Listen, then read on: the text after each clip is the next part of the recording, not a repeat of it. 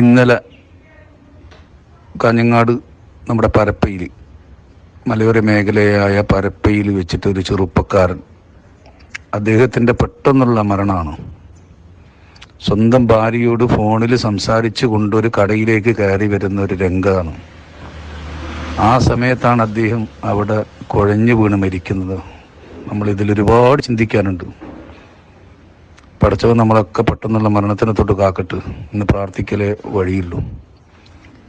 അദ്ദേഹത്തിൻ്റെ എന്തെല്ലാം സ്വപ്നങ്ങളാണ്, എന്തെല്ലാം ആഗ്രഹങ്ങളാണ് ഒരു നിമിഷ നേരം കൊണ്ട് തകർന്നടിഞ്ഞത്. നമ്മൾ ഈ ലോകത്ത്, ഈ ഭൂമിയിൽ നമ്മൾ അഹങ്കരിച്ച് നടക്കുന്നു, പലതിൻ്റെ പേരിൽ അഹങ്കരിക്കുന്നു. ശരീരത്തിൻ്റെ പേരിലായാലും സമ്പത്തിൻ്റെ പേരിലായാലും ഏത് വിഷയമായാലും സ്ഥാനമാനത്തിൻ്റെ പേരിലായാലും എല്ലാത്തിലും നമ്മൾ അഹങ്കരിച്ച് നടക്കുന്ന ഒരു സമൂഹമാണ് ഇന്ന് നമ്മുടെ ഇടയിലുള്ളത്.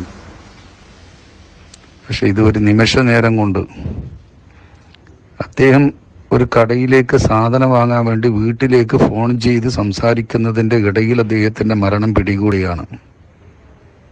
അത് വളരെ ചിന്തിക്കാനുള്ള കാരണം, നമ്മളെന്തും മറ്റുള്ളവർക്ക് വേദനപ്പെടുത്തുന്ന, മറ്റുള്ളവരെ ദുഃഖിപ്പിക്കുന്ന, മറ്റുള്ളവർക്ക് ബുദ്ധിമുട്ടുണ്ടാകുന്ന ഒരു പ്രവൃത്തിയോ ഒരു വാക്കോ നമ്മിൽ നിന്നുണ്ടാവാൻ പാടില്ല എന്ന് തന്നെയാണ്. കാരണം നിമിഷം മതി, ഒരു നിമിഷ നേരം കൊണ്ടാണ് എല്ലാം അവസാനിക്കുന്നത്.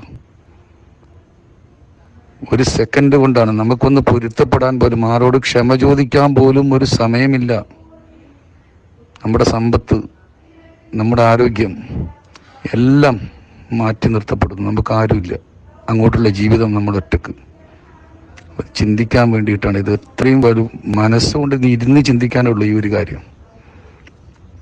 പടച്ചവൻ നമ്മളൊക്കെ നല്ല ദീർഘായുസ്സും ആരോഗ്യവും എല്ലാം നൽകി അനുഗ്രഹിക്കട്ടെ എന്ന് പ്രാർത്ഥിക്കുകയാണ്.